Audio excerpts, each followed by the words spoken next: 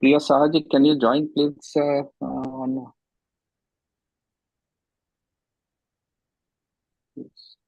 some difficulty?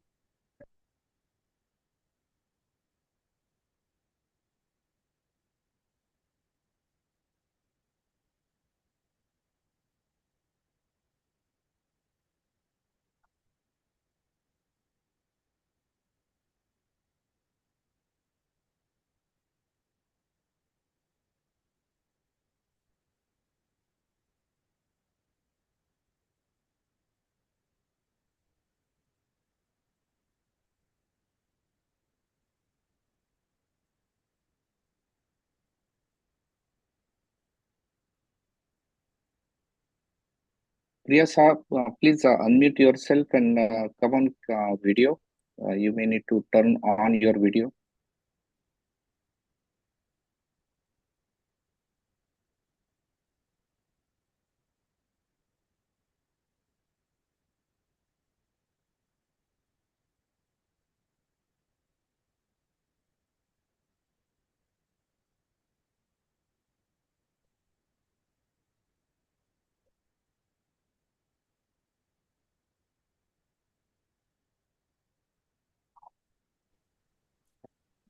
Namaste Khanderao ji. Okay, very good. Yeah, we could hear you now. We'll start this. So can you do one thing? Yeah, okay, very good. Recording in progress. From Foundation for India and Indian Diaspora Studies, I would like to welcome all of you for this important session. I am fortunate to have today Captain Alok Bansal and Priya Saha. I'll quickly introduce them. First, Foundation for India Indian Diaspora Studies is a policy studies, strategy, and advocacy platform.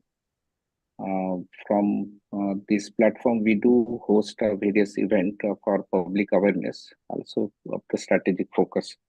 On this background of situation in Bangladesh, particularly turmoil, and then we all know that there has been riots for last almost more than a month, and 300 plus people died. It started with students' protest against the quota announcement that Prime Minister Sheikh Hasina had done, and it got escalated. Then it became much more wider, that replacing and asking to resign from the prime ministership. Finally, the protesters actually marched onto her residence, and it seems that army didn't provide the adequate protection and had to evacuate. She then took a helicopter, went to India. India has given the temporary protection. And there are other, she seems to be interested to get asylum in UK, but UK showed some rules that needs to be the first country of entry, etc. But more importantly, we are concerned about the situation of minorities and overall impact of these incidents in South Asia, and in general, India in particular, and among the minorities, Hindus in particular. We all know the history of Bangladesh. Bangladesh in 1971, when the situation of the refugees particularly started with Pakistan Army having a campaign on the East Pakistan. That time it was part of the Pakistan, but and that the whole separation has resulted into the hundreds of thousands of deaths. It was joined by Jamaati Islam and Rajakars, and overall situation had resulted into the deaths of hundreds of thousands, rapes, and then all sort of atrocities. Millions of people, more than 8 to 10 million actually fled Bangladesh and then entered into the India. On this background, India had to intervene, and that's the time partition of Pakistan happened, and then Bangladesh formed as a independent nation. So that's the history, that's the bloody background. We also know that Sheikh Hasina is now daughter of the founder of Bangladesh, Sheikh Mujibur Rahman, and her family was assassinated. I think it was in 1975, and then after 6 years of she was out of the country, and she was the only survivor to that. Then in 1981, she returned, and then subsequently her prime ministership, etc., to re-establish the democracies. But I think over a period of time, though in last 1 decade, Bangladesh had seen a good economic development, it had also seen certain atrocities and suppression of opposition, etc. And right now, the situation is grave. We have seen all these different news items. So, who can be the best person than Captain Alok Bansalji? I know him for a long time. He has been he's a director of executive director of India Foundation. He's also fellow advisor to us on the policy matters on Foundation for India and Indian Diaspora Studies. He has a very earlier he was in a think tank IDSA, and he himself is an author. I met him in various occasions. He's one person behind many of the track two diplomacies from Afghanistan to Pakistan, Bangladesh. Actually, last time I met him in person in Bangladesh, we had a conference in Dhaka. And over there, Sheikh, if you remember, Sheikh Hasina was also there on the conclusion speech. And it was Indian Ocean Rim related conference, almost 20 different nations, foreign secretaries and leaders were there. And he was a man behind such kind of a movement. Various, so that's why he has a very hands, being a technical term, what we say is the hands-on experience, but very in-depth connection in that region. And that's why we are fortunate to have him on this one, who can able to give the background as well as what's happening currently. We are also fortunate to have today Priya Saha. She is executive director of Human Rights Congress of Bangladesh Minorities. She also had been here, but she came here a few years back during the, I think, President Trump or President Biden's region. And she actually, Excuse her me. situation was that she was not able to Sorry go to back, interrupt you. and then she has been here. Hello. Yeah. Can you hear me? Sorry to interrupt you. There are quite a few people in the Okay, trying to get in, and please allow. Okay. Yeah. Sorry to interrupt again. Yeah, thank you. So we are allowing that. So with this introduction, we will start first. The format would be that we'll first start from the situation. So I would like to request Alok ji to cover what actually the historical and the current background that's basically led into this situation, and what is the current situation in the Bangladesh. So we'll start with that. So Alok ji, let's like to hear from you. Khanderao ji, good morning and good evening in US. I think it's a very appropriate time to actually discuss the situation in Bangladesh. What happened actually, Khanderao ji has already told you. Sheikh Hasina was ruling Bangladesh continuously for 15 years. She had ruled earlier for 5 years. In this 15 years, Bangladesh had made phenomenal progress as far as socio-economic development was concerned. Please understand, Bangladesh's per capita income had galloped. Its human development index had improved considerably. In fact, on both these factors, it had actually overtaken India as far as the figures were concerned. And the huge development, economic development was there for all to see. In fact, the economic development was so great that Bangladesh had emerged as one of the major apparel and textile hub. despite not producing a single bale of cotton within Bangladesh. Now, that was undoubtedly a very, very significant development and a significant achievement as far as Sheikh Hasina. As far as social harmony was concerned, I think minorities never felt as secure as during her term. In fact, there were more minority MPs in parliament than probably in terms of population or things like that would have entailed. And they were also there. There was a significant presence as far as higher echelons of government was concerned. There is no doubt that last two elections were not completely free and fair. Because, as you know, Bangladesh had come up with a provision where an interim government had to be installed before elections. Now, in between, the courts gave a ruling that this interim government arrangement was unconstitutional. And taking use of that, for last two elections, there was no interim government. And I think the elections were conducted under the Awami League rule, which many external observers, especially from the West, felt that were not completely free and fair. And that, I think, led to a situation. The main opposition party, the BNP, did not participate in the last elections. And as a result, there were a section of society which was, I think, waiting for an opportunity to gun for her.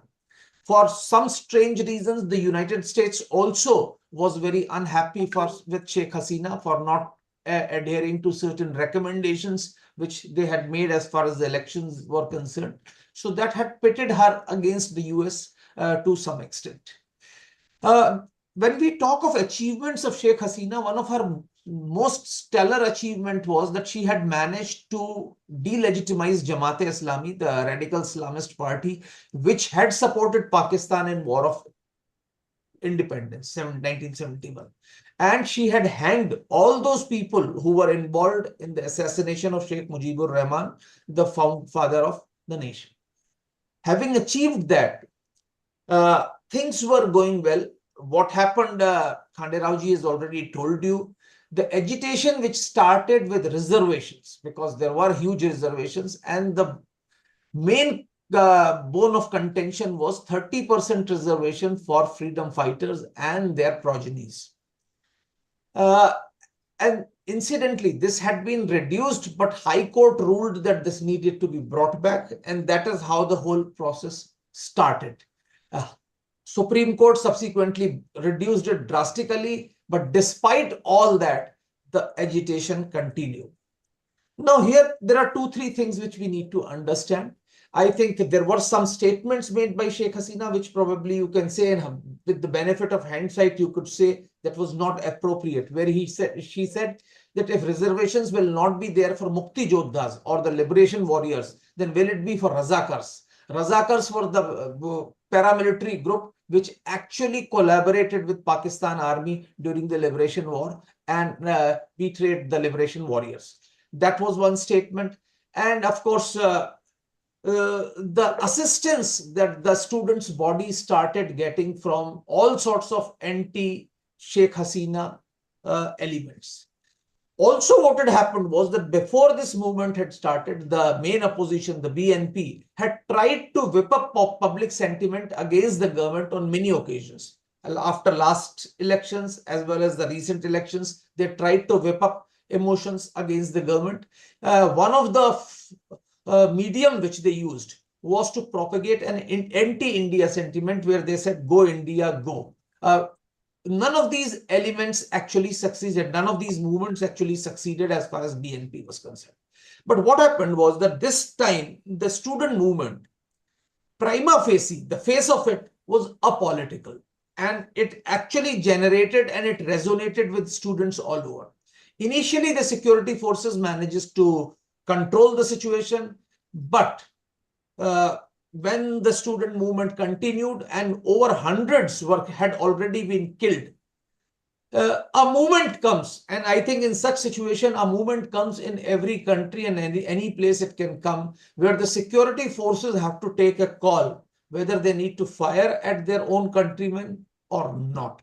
And I think that movement came on Monday morning, when the security forces refused to stop firing at the students, because they realized that if they keep firing, there'll be hundreds who will be dying. And I think the movement army did not fire at students. They had actually moved in, and they had moved in. And then, of course, Sheikh Hasina had to flee. Now, having said that, what is the situation then? Now, there has been a situation of complete anarchy. As of now, the army says that they are doing, but the fact of the matter is that the army also is not in control. At this point of time, there were three large groupings which are jostling for power. One is the student body, the face of students, the student leadership, as they are being said. One is army, and one is, of course, anti-Sheikh Hasina elements, that is the BNP, Jamaat, etc., who were waiting in the wings to come up. And what has happened is that, especially in the countryside and things like that, the Jamaat activists, Jamaat which had been proscribed, have come up. And now these Jamaat leaders, because Jamaat was a cadre-based party, unlike BNP, which did not have cadres, they are the ones who have now become the face in the countryside, and where they are targeting anyone who was associated with Awami League. And now here we need to understand that bulk of the minorities were supporters of Awami League because it was relatively a secular party and had provided certain level of security to the minorities. And as a result, what we are seeing that in Dhaka and in countryside, many minority institutions have been attacked. Now, it is not as if that the students are attacking these minority institutions. There have been occasions, there have been places where students have tried to guard these institutions. There have been places where the people from majority community have also tried to come. But there are numerous places where Jamaat goons have actually run riots. They have attacked, and especially those members of minority community who are well known because of their eminence or because of their closeness to the Awami League have been targeted, and some of them have been targeted very, very brutally. At this point of time, an interim government is going to be constituted, and I only hope that once the interim government is constituted, there'll be some semblance of peace. As of now, there is utter chaos, and the ministers of the previous government, the Awami League leaders, are being hounded, and they are virtually hiding, trying to save their lives at this point of time. Similar is the state of most minority members who are eminent minority members. That's what I wanted to know. Though there are minority members in the students groups also and in leadership, but by and large, minorities are being seen as supporters of Awami League and are being hounded. And this has given an opportunity to radical Islamists and Awami League to unfang their vitriol. And in fact, they are probably trying to attack minorities, and that's what is happening.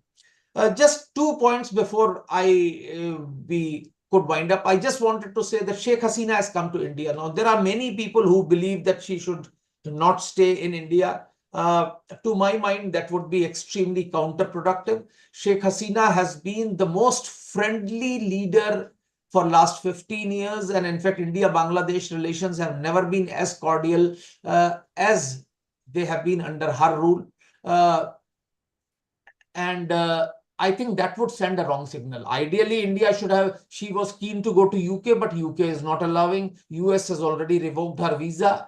And if India does not want to be seen to be protecting her, India can always request one of the friendly countries, maybe Mauritius or something, where she could be probably granted a temporary asylum or things till things improve. And in Bangladesh, like in other South Asian countries, the popular memory is very short and things will transform. At this moment, the government of India's primary concern should be to ensure that the minorities are defended, and we should be in a position to provide support to the interim administration. Basically, our best bet between the three groups that are jostling for power is army. Army is still by and large neutral, if not pro-India. And if army can manage to establish some control, there'll be some law and order. But the other groupings at this point of time are heading for anarchy. The important inputs is that whatever is being done, US Embassy in Bangladesh has a very, very strong role in it. In fact, the interim government administration, the list that is circulating, though it's of course not yet circulating, generally includes those Bangladeshi individuals who are perceived to be pro-US. Of course, ISI and the anti-liberation movement, which is pro-Pakistan, have been in the forefront of this whole gamut of chaos that is going on, because at this point of time, the situation in Dhaka is extremely chaotic. Especially the police has been more or less completely disarmed. Policemen have deserted because policemen are being brutally killed. Policemen are being accused of being pro-India. They are being accused of being raw agents, and many policemen have been killed in front of army personnel and army units. So that's a very situation. The report emanating from Bangladesh government tells that none of the government officers now have any policemen guarding them. The Ministry of Foreign Affairs, Ministry of Home Affairs, Ministry of Defense are all completely unguarded. Ministry of Defense was ransacked and papers were burnt in Ministry of Defense, and all other ministries are also at a very thing. Army is unfortunately not in complete control. In fact, is in a very fairly weak position. And till the time the interim government, I think, takes over and some law and order is established, we could see chaos. And during this point of time, the minorities are likely to be targeted and have been targeted. Many of them have been targeted, especially those who are eminent persons and are known to be Awami League sympathizers or known as members of the minority community. This, to my mind, is the situation as it exists. If you want me to delve on any other specific issues or want to have a question or comments, I would try and answer to the best of my ability. I am in touch with lot of people inside Bangladesh who were members of the government earlier, and they are really running helter-skelter and seeking, trying to get themselves extricated from there and come to India if they can. That's the situation. Thanks, Captain Alok Bansal ji, for covering the situation much more rational way, and from both how it evolved and the current situation, what are the options, etc. Before I go to the next questions, etc., I would like to invite Priya ji, but I wanted to set up some context where we want to lead to next segment. Even before this kind of turmoil, last few years we have seen some riots happening and some atrocities against Hindus, minorities in general, but Hindus in specific. Even during the Diaspora festivals, if you remember, almost 10 to 15 days, there were temples were ransacked, and there were and all these reports ongoing continuously there that whether Hindu leaders, Hindu journalists, or not only them, but women particularly are not safe. And so those reports had been there. Yes, of course, when you as a kind of analyze over a period of time, that incident's gravity might be much more lesser than, say, 15 years back or something. But for us, when we are in this point of time, it is still a grave situation. And we have been raising alarms around that situation. And Priya ji is now kind of executive director of HRCBM. So, and since she is still has the relatives over there and a lot of friends and directly in touch with the situation. And as you said that particularly in this turmoil, when police are not there, the government is not there, army is not in full control. There is a political chaos, supposed to be little bit friendly compared to BNP and Jamaat is the Awami League, and they are themselves are hiding and worried about their own lives. Minorities in general and Hindus there are completely exposed. That's what we are fear about. And I also had some connections over there, and they're really scared. We wanted to get some speakers from Bangladesh who can join this call, but they said that spare us for some time. We are just really wanted to protect ourselves and our families, and when the situation is a little bit better, we can join back. When you said that particularly Jamaat Islami who has been targeting Hindus, not only the conversion, but all these, their properties and their lives and women, all are at the prey. And just wanted to bring Priya ji on this one, that what the current situation of the Hindus in Bangladesh, and what is that we can do in this respect? Priya ji, please. You may need to unmute yourself.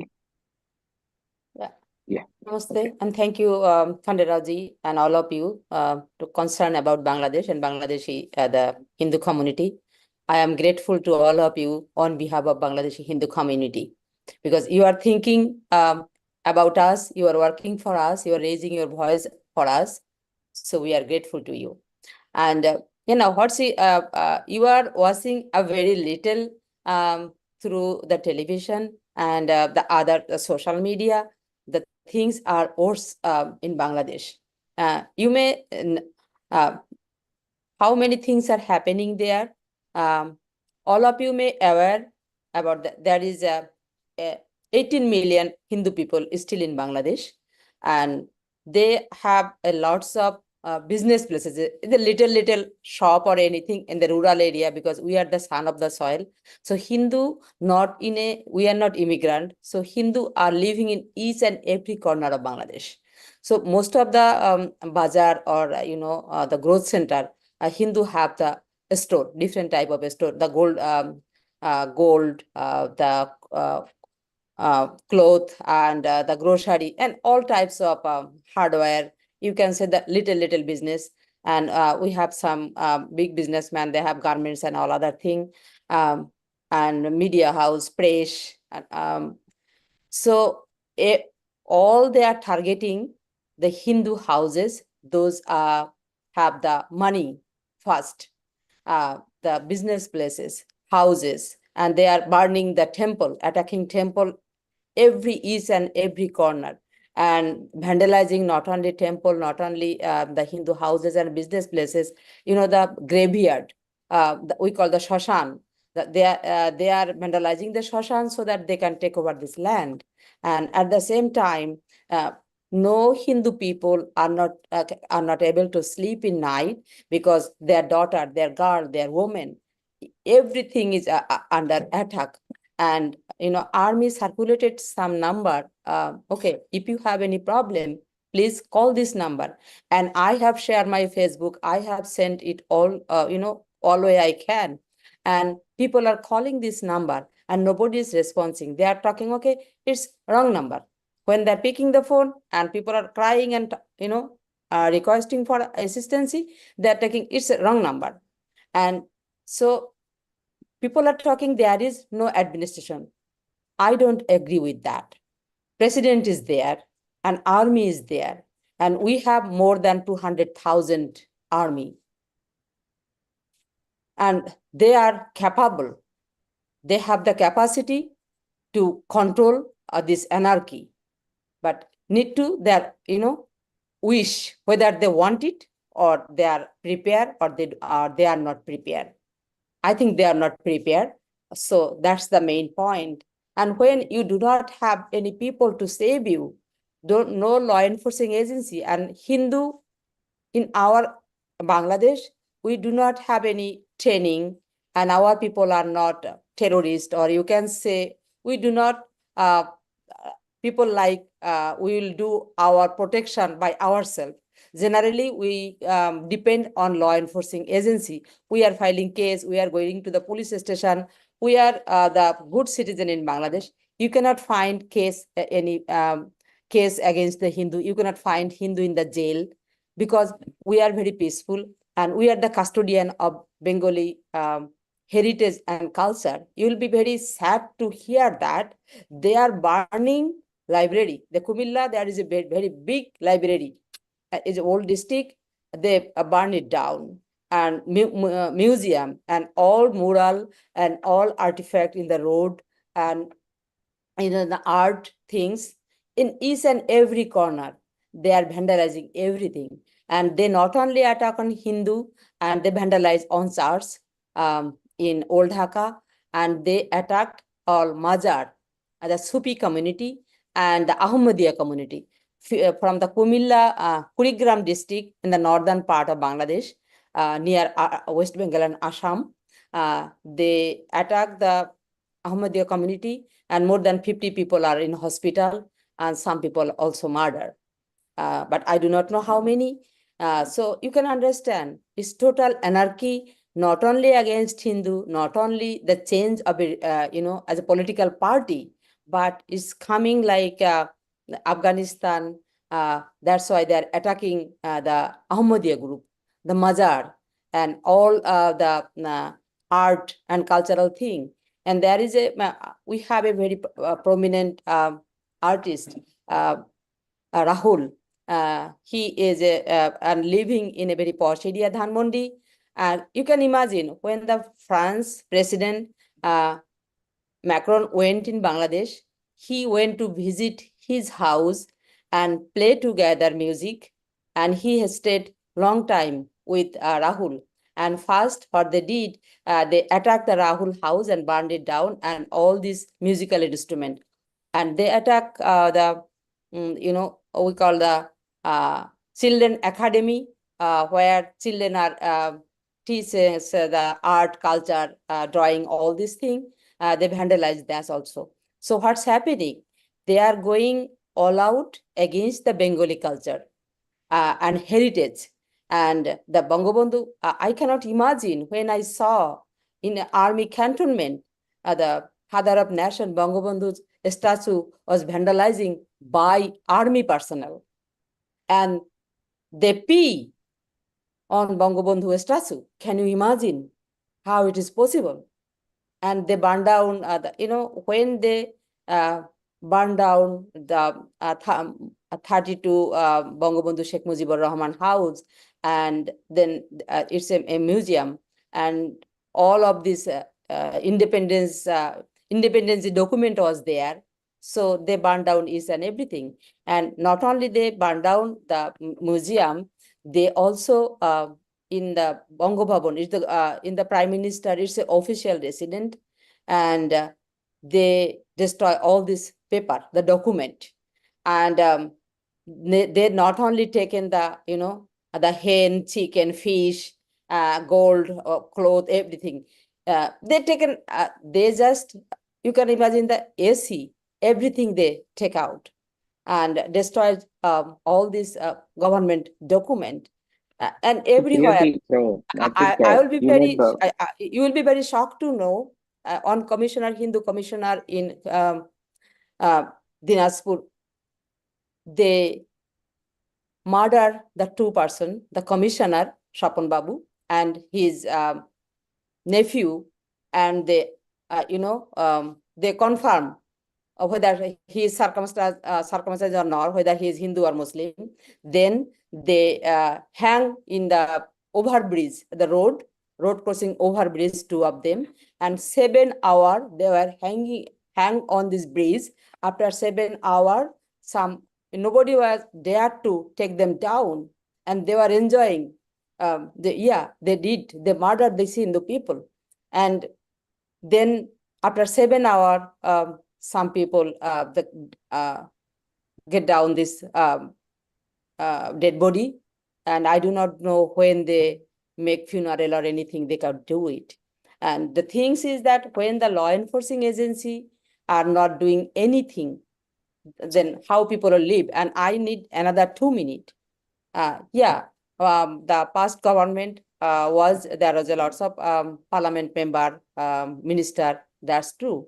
At the same time, this Islamist group also become stronger during last 15 years. How they become stronger? Every year she put 40, how can I say, 40,000 100 crore, 40,000 100 crore taka in Bangladeshi taka for Islamization. It's equivalent 6 ministry budget, 5 or 6 ministry budget, and the Islamization budget are equivalent. And she made those people can remember in Quran the Hafiz. She gave them, equivalency of master degree. Master degree means, graduation. They're not undergrad, it's up to the graduation. So those people are everywhere. She make them stronger with finance, with policy, with everything. But she thought they will be with us, with her, but they are not. That's the main thing. They were not like that. They are not that much stronger. But with her finance and policy and all this support, this group become more and more stronger. That's why it's fall so easily. And I think if she tried when there was a lots of atrocity against the religion minority, and the enemy property law, and she committed to share around 3 million acre, she will give back this land to us. They banned this enemy property law, but she did not do that. At the same time, many incidents, not 1, 2, 3, 4, say more than 50 incidents taken place. They burned village after village, attacked the Hindu community, but not a single person was tried. And at the same time, I am the person in 2001 when I give this witness many times. 3 Hindu villages, all girls and women were raped. I made this document and published with the journalist. I published in the Bangladesh, the top English newspaper, the Daily Star. And she made a Shahabuddin Commission, the present president, the one-member Judicial Inquiry Committee, when the government got order from the High Court. But this Awami League government did not file a single case against that perpetrator. Or what happened against the religion minority? They never make them accountable, not a single one. So in that way, they become stronger because they never make accountable by anyone. Okay. Yeah. So I think that you made good observations that if you have any question, I'm ready to answer. Thank you. We'll get to that. So I think first thing that economic, the lootings, property lootings, etc., that is going, but also the temples getting ransacked. But we have also seen the people getting killed and women getting raped. That is. And the situation is in danger because now as Alokji mentioned, that police is completely off the road, so they are not anywhere. The army is not acting, and then administration has been collapsed. So Hindus in particularly are vulnerable because there has been jihadi Islamic agenda by Jamaat-e-Islam for longer time to either convert or take other properties, and people may not know that in 1971, when the Bangladesh separated, there were, I mentioned that millions of Hindus, they actually fled to India, almost 10 million. Their properties were tagged as a enemy properties, and there was a law that enemy property that government can take, and then probably the other citizens can take away. That law was then repealed during the Sheikh Hasina regime, I think around 2001, but it was never enforced. It means that the properties were not given back. So that was the thing. And also, though economic development happened, still at the time, the religious fundamentalism had still grown, and it was much more ignored, some of the incidents, etc. But the question is about the past. What Alok mentioned is that is to compare both the things together, the BNP, Awami League, and particularly BNP plus Jamaat-e-Islam. You are saying now a question to Priya ji, to you first, and then I will go to Alok ji. You compare to that now with Jamaat-e-Islami coming in say power one way or another with BNP and other. You think that it is going to be worse, or you are thinking that it is going to be better? What's the current situation? So the thing is, actually, let me just please. You've been called. You're not because the panelists are there. They'll speak, and then we'll. If you have any questions, people can ask the question. People you want to ask question, it will be question, not statements. So everybody are experts on WhatsApp and other things. We are all well known, but we have invited 2 speakers on their background, and I would request everybody to respect that. Okay. Please go Okay. ahead. So I can answer this question. My first answer is in 1950, after partition, Hindu have the 72 reserve seat parliament member. To get independency, Hindus sacrifice all this membership and join with Awami League, and 99% Hindu voted for Awami League. So as we vote for Awami League, so we want better treatment from them because we are Awami Leaguer. And why BNP and Jamaat will go against us? Because they are anti-Hindu. It's written. It's their mentality. We all know that. And if you think whether the situation will be worse or the better, no, situation will be worse. Situation will not be better. But I think when the Dr. Yunus coming in power, as he is a human rights activist and he has international exposure during this time, and other people, the BNP, because their leader is calling not to attack the religion minority and protect minority anyway. Tariq Zia make this call. Please save religion minority any way you can. Do not attack them because they were blamed. They did in 2001 and they were blamed for that. But this time they are conscious. At least they are talking.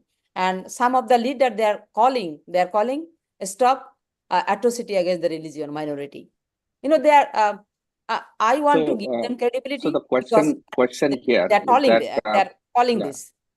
So the assumption here that this interim government, Mohammed Yunus, he getting into power, and with the Western, it seems that Western establishment, as per the statements I'm seeing and all that thing, they're kind of supportive or happy about he said, and he has been in UK and he's returning there.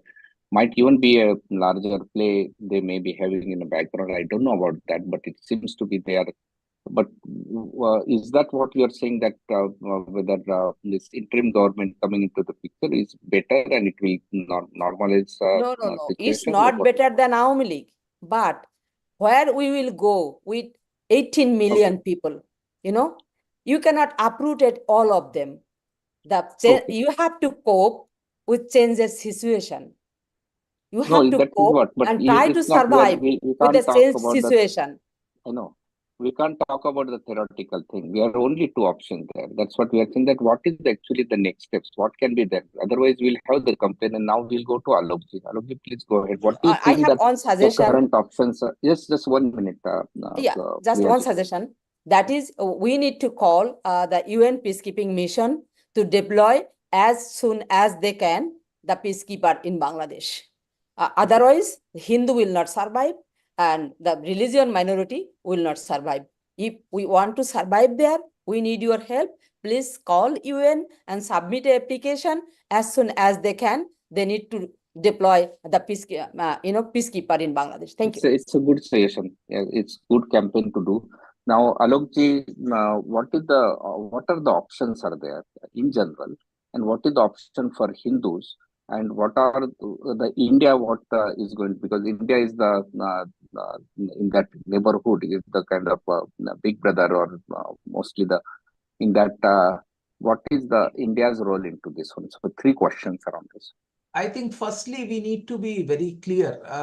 While we may feel that there is army, there is president, there is a government, actually it is none. Let's be very clear. There is a president, he has no power.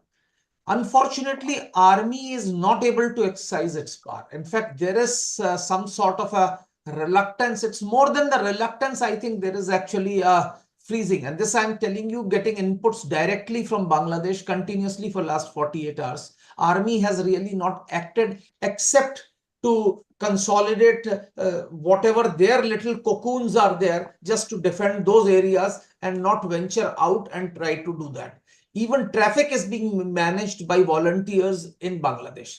Yeah. The leaders of the student movement have gone out of their way to make repeated statements as far as protection of minorities are concerned. There are places where majority community people have gone and defended minority institutions. Like in Sylhet, I have a definitive information that the temples were protected, things were done. But these are far and few.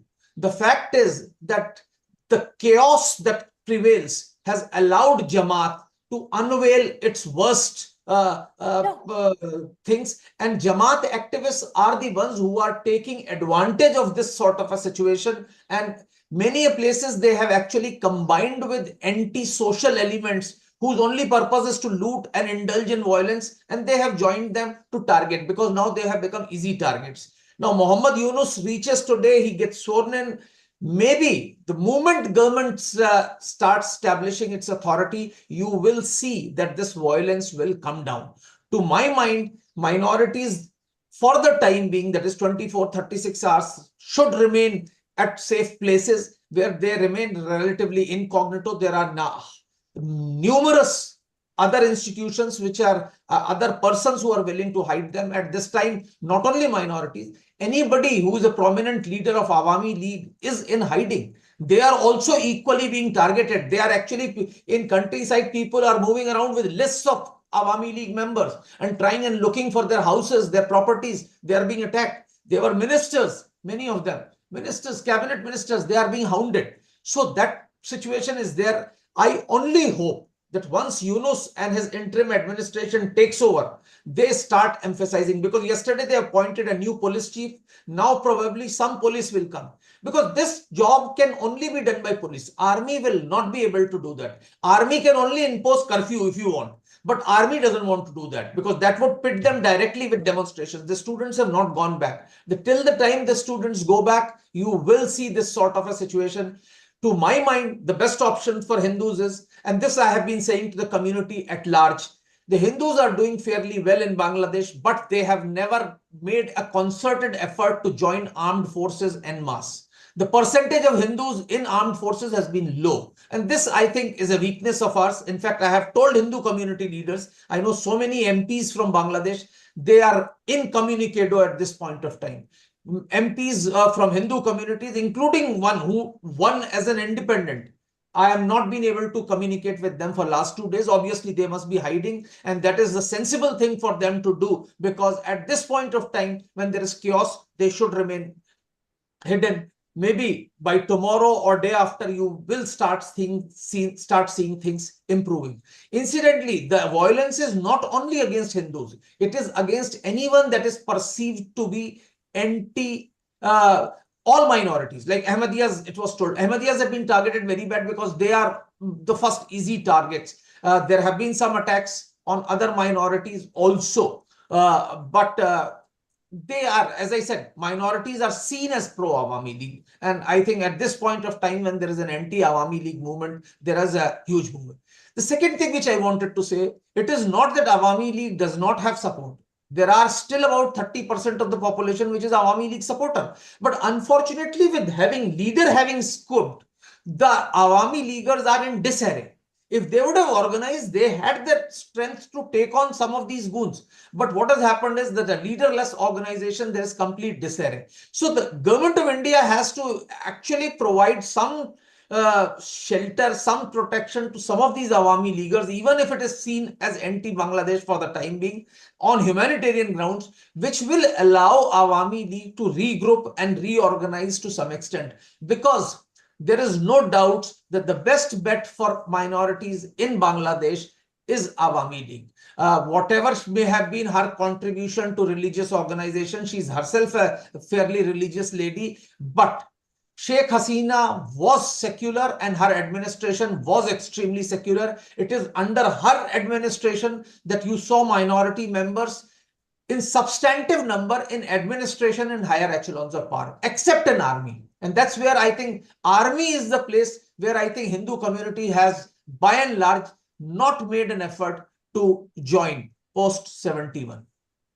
So good for setting up the context. I wanted to understand, because you have the direct contact with both from the civilians as well as the army point of view. What is the situation on the border? Do we see that huge influx is happening on the Bangladesh or India border, or is it just a sporadic one? That's one question. Second thing that people are really they're trying to correlate with the Kashmir genocide. So it is means there is a fear is there definitely. There are incidences of reported incidences are there. But to be frank, and people may be upset about that, I have not seen evidences of the scale of the can be considered as a genocide. But Hindu community in USA is concerned because it can be trigger ready, it can just happen. I'm seeing my situation like that. Unlike other situations, this time Hindus are not primary target. The primary target for the BNP, the etc., the whole anger is against the Awami League and their leaders. If they want to go after, they are the first target. But Jamaat-e-Islami might be having, say, Hindus as a target. But by and large, that's what my situation is. But the direct question for this audience is that is there is a genocide happening? That's one. Second thing, that what is the kind of how many people from the normal kind of threshold that are actually piled up on the border, and what's the situation on the border? Alok? See, there is no doubt there are a large number of people who are scared, especially Awami Leaguers and also minorities. They want to cross over. Unfortunately, at this point of time in Indian government also, there is, I think, extremism where we feel that anybody coming is a problem. And that's why I think the borders have been crossed. To my mind, again, this is my personal view as an individual, is that we should have actually allowed them to come, house them close to the border, and provided them safe sanctuary till situation improves in a day or two. And I can tell you 90% of them would have gone back. There is no doubt in my mind as far as that is concerned. It's not a very huge influx. It's not like 71 when millions and millions came. But yes, there are people who want to come, especially those who are threatened. Now, supposing you are an Awami Leaguer living in a village close to Indian border, you know that you are being targeted. Your house is going to be burnt. What would you like to do? You would like to take immediate step is to take shelter somewhere, find a safe place where you can live for at least 2 or 3 days. Because you know, in such situations, it is the first 1 or 2 days when people have gone mad, when there is a huge thing. The moment that tide passes away, you will find the things will start improving. And I'm only hoping that today, once the government takes over, maybe things will start improving. It will not improve immediately, but it will take some time. Let me reiterate, the students' leadership has repeatedly said there should be no violence against minorities. It's our duty to defend minorities. Unfortunately, as I said, this turmoil has been utilized by Jamaat especially to unleash their terror. And they are trying to make the best of the opportunity. Please understand also that many of the Hindus who have been targeted are those who were perceived to be close to the Awami League or were benefiting during the Awami League tenure, or those who were very rich or eminent, who were seen. So they were good targets and they have been targeted. Most other Hindus are, of course, in the hiding. It is not a planned genocide or something like the people are going house to house looking for Hindus. But yes, Jamaat cadres are using it, and that's the issue, and that's what we'll have to do. That's the situation, and that's what is my perception. The people who are coming, most of them are only seeking temporary shelter. I don't think so they want to come en masse and remain here for future. Okay. May I Now, Priya ji, add some? what is the ground reality? How many, Yeah. if you look at You the know, numbers point of view, I want to look at the numbers point of view. If Priya ji, if you can. Yeah, give as the Alok fact ji how many told that temples, it is the rich people or those people have political people are trying to get shelter in India. Yeah, that's partially true. They are going, but in northeast part, you can say in Bangladesh part, the Dinaspur, in Indian Dinaspur and Bangladesh Dinaspur, there is Kurigram, Roumari, Rajipur, the Sherpur, Jamalpur, and Panchagor. The some district in this area, and Satkira. Satkira people will cross border through the Sundarban, and in the north part, the Chicken Neck, this area, the people are thousand people are waiting to cross the border. And I have those pictures, how many people are just walking without anything. And people calling me and they told me, people are selling their, cow, their goat, their chicken, their household.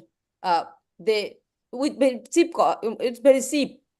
Give something, if say on cow cost is 30,000 taka, they are giving 5,000 or 10,000 or 2,000, okay, and give me some.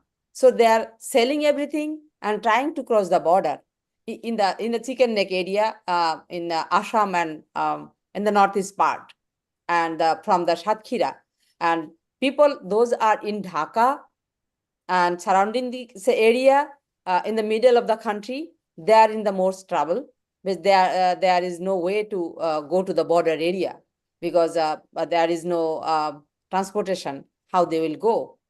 And people are thinking maybe tomorrow or today when they are going to be attacked, they don't know that. When they are going their house or their business place, when people are coming and they will take out everything, they will burn their house, they don't know. So there is they're afraid that it's continuously is is hunting So there are them. two We cannot questions. say. Actually, you're absolutely right. And now the next thing comes that what we can do from sitting over here outside that region. We can only America, create from the White a House, pressure. there need to be there is no from the America people, we need to make this very clear, because Dr. Yunus was a choice of America, and it's open secret in Bangladesh. So before we actually it's go to that, Bangladeshi people one always taken question, why Yunus are giving, because actually. it's the choice of America. Just So hold on, it's things done by they believe. Priya, just one question. So this thing came up that about particularly how Dr. Yunus' name came up, and how he actually immediately got accepted. There is no other name came. Only his name came, not from the BNP. He's not from BNP. He's not from Jamaat-e-Islam. The case came and it got I accepted. do not want to and it gets discuss into that point, but now over there, and then there is a jubilation actually in the Western world to some sort of things. It seems to be, I kind of felt that it was much more like how it started with the Tunisia and all that thing, the civic unrest, and then unfolded, and then kind of regime change happened. So one thing over there, but that it could be a conspiracy theory or something. But now with this case, there is, I feel, and then if I wanted to take opinion, both Alokji and Priyaji, if Western countries, particularly UK and USA, has influence and particularly plan to install, say, Dr. Yunus over there, or at least has some connection with, in that case, would that be fair to expect that if we put a pressure on these governments to establish a peace and make sure that the minority rights are protected over there, would that be the most prudent thing that we can do sitting over here? Yeah, they need to be enact a minority protection law, and right this moment, what we need from the you need to talk or write to the vice president or president from the White House. We expect some word. So they account the Bangladeshi that is where people. I think what I was they is need to talk about the peaceful situation to bring the control the situation and make somebody accountable. Okay, if the situation is going to go this way, this is people will be those people are in power, they will be accountable. So it is the expectation. USA the thing need to condemn this atrocity. So Priyaji, and that is what the expectation is. But if you look at it in the media itself, right? If you open the CNN or New York Times or this one, we are consumed with kind of a VP appointment. We are consumed with a little bit on the Hamas or Israel side of it, and somewhat of the Ukraine, and there is not much coverage on this one. Right, there is no statement from the main leaders or onto this. So I Yeah. think on that background, we can set the expectation. But the question is that how we as a Hindu community or Indian American community, how we can actually influence them to or enforce them to make those statements. So that is, Yeah, I think, something that make we an need to appointment be. with them and direct us. We Hindu community, the 5 million Hindu community in USA, we want Bangladeshi, the religion minority committee safety security, and we are requesting to make a statement on behalf of White House and State Department in the both place. If they make a statement, that will help a lot, and in that way, our community will be more safe and secured, because Bangladeshi people care a lot, America, you know that. Okay. So, Alok ji, there are a couple of things in this case, right? One is that what we can expect from the government of India. That's from this situation, particularly to protect the interest of minorities and Hindus. That's one thing. Second thing came up in the chat. I was observing many people asking that can UN send in peace enforcing mission over there, and would that be something that is typical?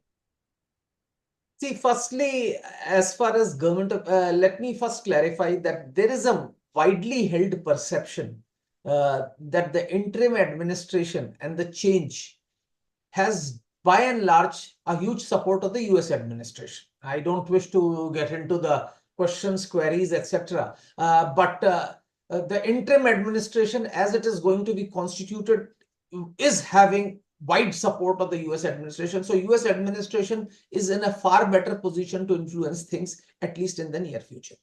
Please understand, UN peacekeeping requires a long process. By the time the UN peacekeeping force would reach Bangladesh, there would already be peace. I can assure you things would start normalizing within 2 or 3 days. It's a sudden spurt where you have to hide for a few days, because I feel the interim government, as well as the leadership, as well as the army, is not deliberately allowing minorities to be targeted, but they are just ineffective and are in no position to do so at this point of time. While sitting here, we may feel that they will, but the fact is that the chaos that has happened, which the absence and the vacuum that's been created by police having completely disappeared from entire Bangladesh, leave aside Dhaka. Most of the policemen police were asked actually yesterday before to surrender all weapons. The headquarters orders went, please surrender your weapons and report. And most policemen have handed over their weapons and disappeared and gone to their villages. Those who were identified were killed. So in that absence of that police, existence of police, there is actually the jungle raj, which is actually going on, which is worse in countryside, though it is equally bad in Dhaka, but it is even worse in countryside. And that's what is happening. So that is as far as the best option is to pressurize, I think create a movement in US. That's a wonderful suggestion, because US is in this point of time in a position where it can influence things far better than at any other given point of time. Let's be very clear about it. And I am optimistic that by tomorrow things will start improving. And the moment there is a government, I'm sure government of India would do whatever is required to start influencing. As of now, the only thing which I felt was, which government of India could have done, that at border we could have probably kept some camps where these minorities who are fleeing, etc., are provided some temporary shelter. There is some humanitarian angle which should have been there, to my mind. They could be probably accommodated there, camps could be set up, and they could probably go back after a day or two when things improve. So I think these are the three good suggestions came from this discussion. So first thing that definitely we in USA need to contact our elected officials and administration to make a pressure on them to make sure that there is a peace being restored, and most importantly, minorities in general and Hindus in particular are protected. That's the one part. The second is that though you are more kind of practical what to expect or what not to expect from the UN, but I think we need to also play that UN, if not peace commission, but at least observers and human rights commissions and etc. need to be active and put whatever the influence that they can do in that neighborhood. And third thing, on the government of India also has some role to play. And I understand that right now they don't know whom to influence, but I could read that somewhere that communication that there is at least army to army communication is there. But what we expect is that at least that the shelter idea, that opening the refugee shelters and temporary shelters at least on the border to protect those who are able to come to the border. That's one thing. And then in a long term, let's say that government get established, whether the Indian government can send some active peace commission or something that can be at least asked for. These are the three things I noted, but now probably next 10 minutes, what I was going to planning to do or what I I'm doing have in parallel is just that going to the one questions. proposal, just another Yeah, 1 minute, go 1 minute or half a minute. This Yeah, proposal, go we need to call in UN a special session for safety security of Bangladesh minority. This is the time we need to call them. We need to write to them to call a special session to for safety security of Bangladesh minority. Thank you. Okay, that's good suggestion also. We can demand that for the UN. So we have four, I think, inputs that we have listed on this one. While all this thing is done, request to audience is that let's campaign to all our elected officials and government, and all this next week there is a DNC is there, there is a political election atmosphere is there. I think we need to make sure that we call those who are contesting and those who are actually participating in this process and let them know that we are concerned as American citizens of the global interest. We want their help, and they need to start with at least the tweets because that would how it will create some. Whosoever we contact, we should ask them to tweet about echoing our sentiments or concerns, and then the next step is that to put the pressure on the administration itself. With this, we'll probably open for 5 minutes. Anything? I think instead of opening to talk, people can enter here the questions, any questions, and then I try to ask the questions from the chat room. But we'll take the new questions, anything that comes up. Here, I will read out so that you don't have to basically unmute and say that. 5 questions will take. I think Venuji has a question that. Okay, no, there is not a question. It's the announcement is that I will start with Shanti. What is Plan B from India? Shanti does. Now, of course, we need to be cognizant that Alokji is not a government of India's representative, though he works mainly and he understands what are the things are there. So, Alokji, please, is there any Plan B from India? See, I think Plan B or something will be a long-term plan. Please understand, interference into any other state has its own ramifications, and the similar things can also be used subsequently. Calling a UN session, I think earliest something can happen is, I think, within 48 hours or something. And by the time, even after a UN passes a resolution for a force to be sent to Bangladesh, will take a huge time. Very often we get carried away by small size of Bangladesh as it appears in area. It's a very, very populous country. It's one of the biggest countries in the world as far as its population is concerned.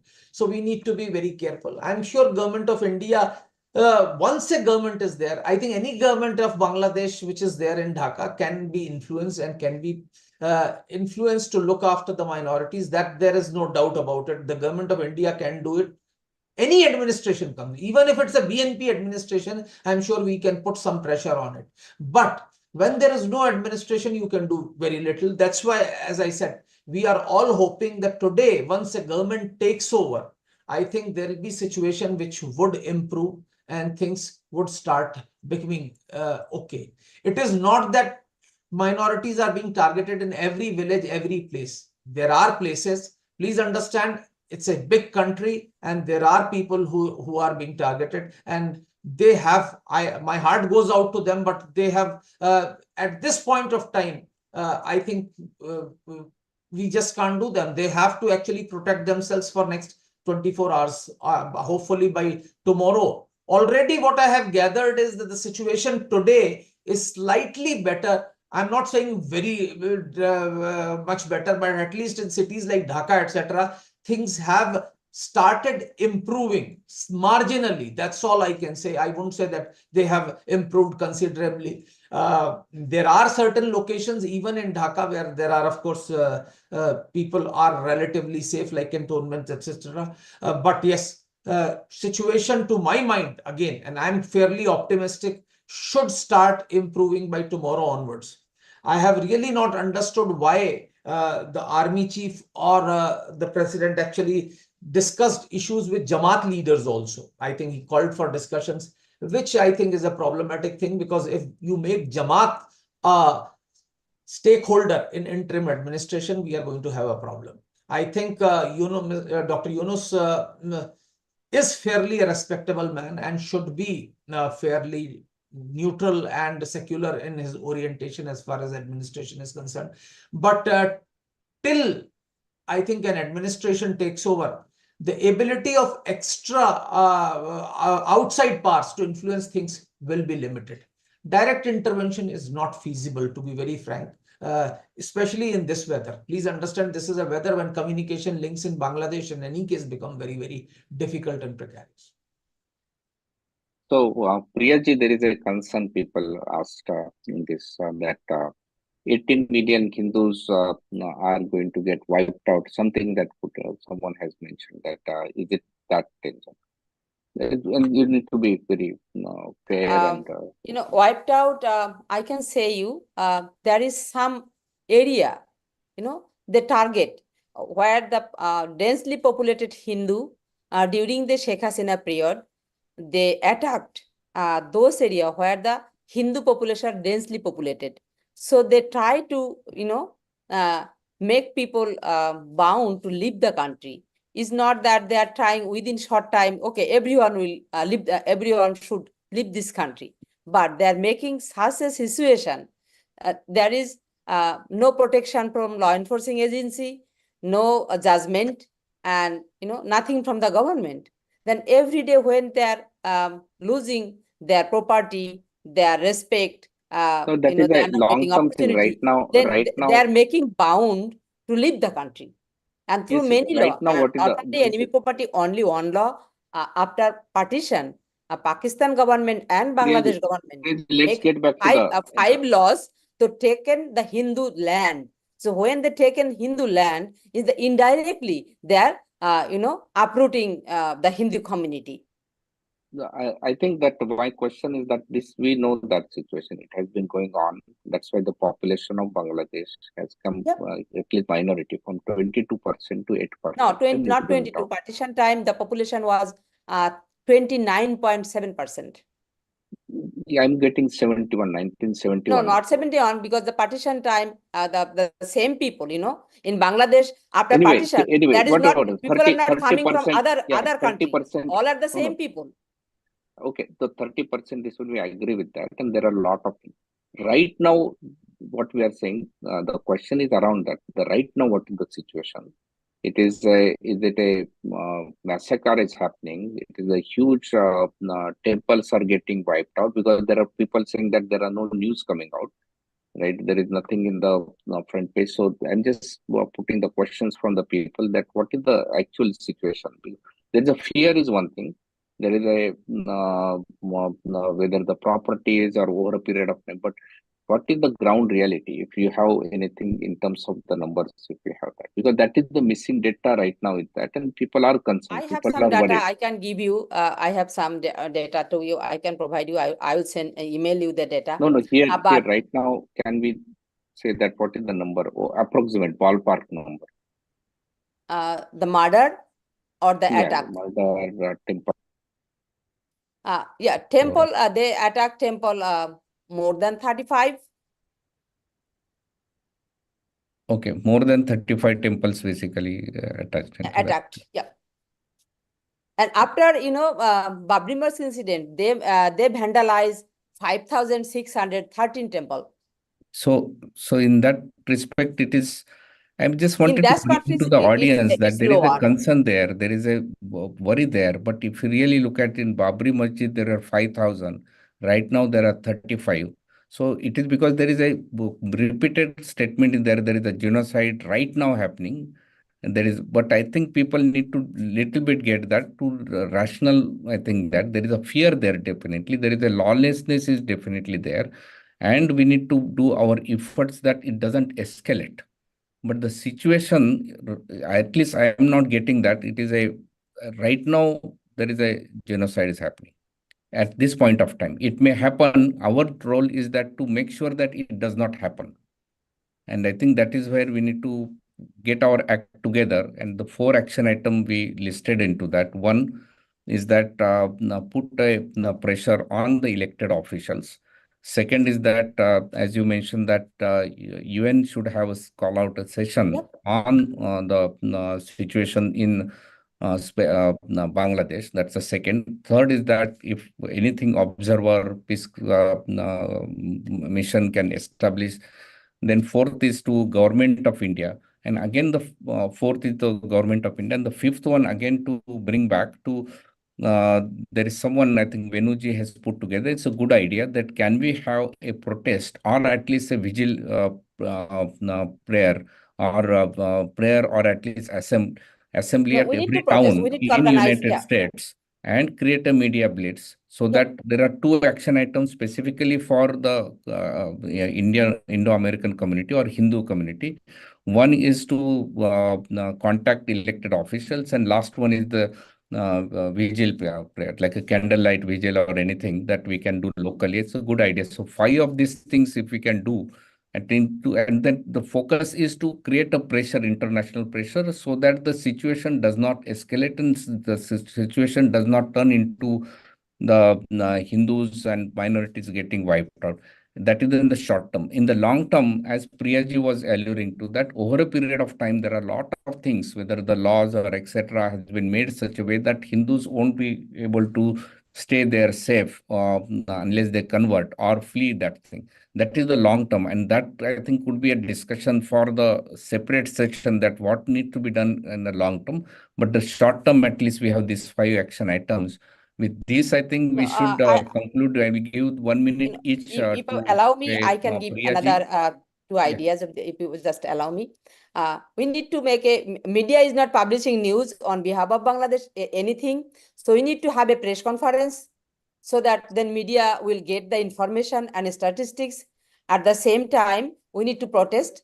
Through the protest, we can show through social media and media, so people will know what's happening in Bangladesh. At the same time, I think the American Hindu community has capacity to influence with other country. Nobody condemn this atrocity. Nobody condemn what's happening in Bangladesh. So it's we need to work on that, so that people need to condemn it. Many country, media, and human rights organization, we need to work with all of them so that they can condemn. They can use up. Still now, did you see USAP? They did not circulate anything. Yeah, they and did IRF, not do now, and they did not do when the today we have a Tripura meeting and with Dashara IRF. attacks were there. Yeah. So I think that Maybe is they are also going to. another press conference and the user related part.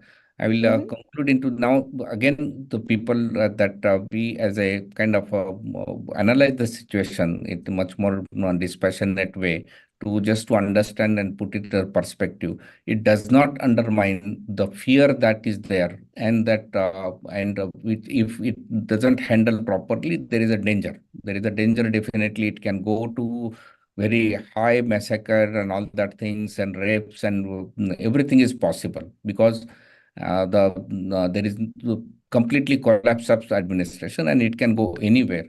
So that's why we have to work towards that. We are not really undermining that situation, but situation is not right now over there. We need to make sure that it content, and it basically improves into that.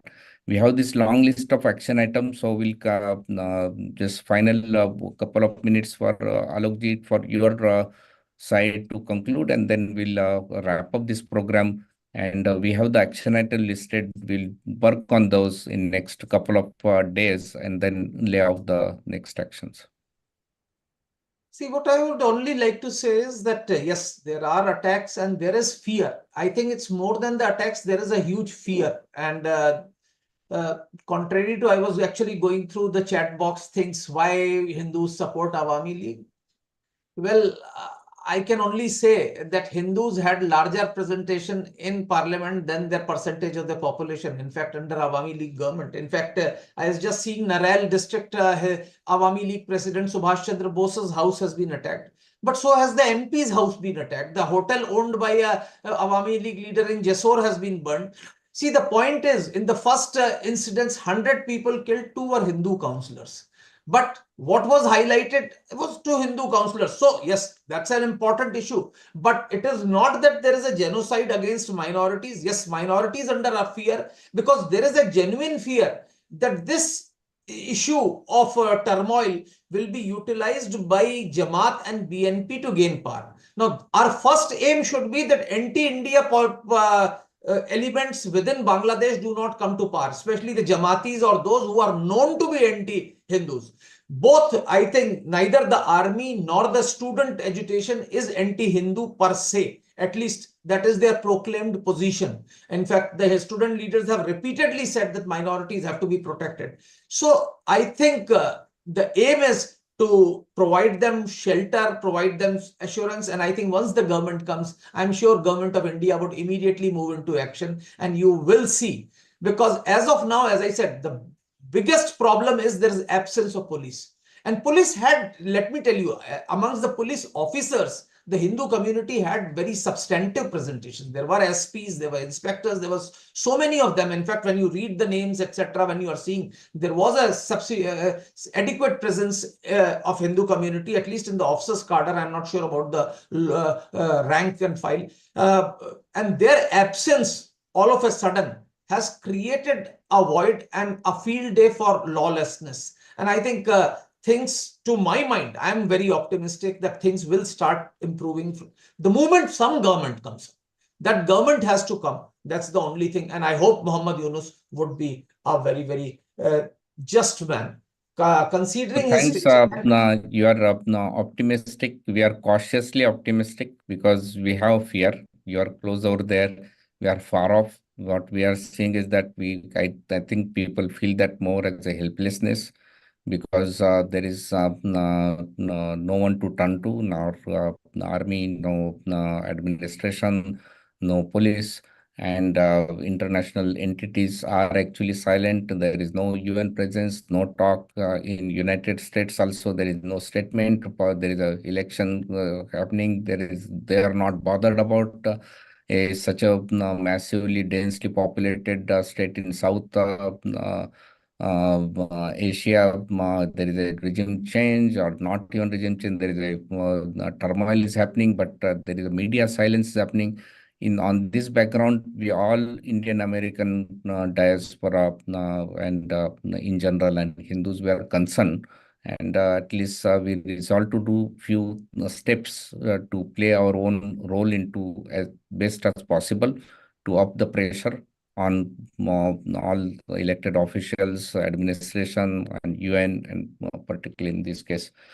With this, we'll conclude this session, and thanks everybody for joining.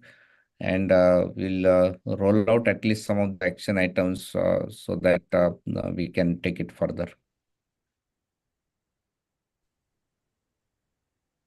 Thank you, everybody. Recording stopped. Thank you. And Alok, Thanks, really Priyaji, helpful. for this one. So, Priyaji, let's compile the information. Yeah, and then Khanderao ji, another thing, as meeting completed, another thing I need to talk, we need to talk with the Hindu caucus, Sri Thanedar, from the Congress perspective. yeah, till yesterday So, he was busy he in can his make a primary. statement. and Right, he his need to own- talk with a VP or a president and White House, so they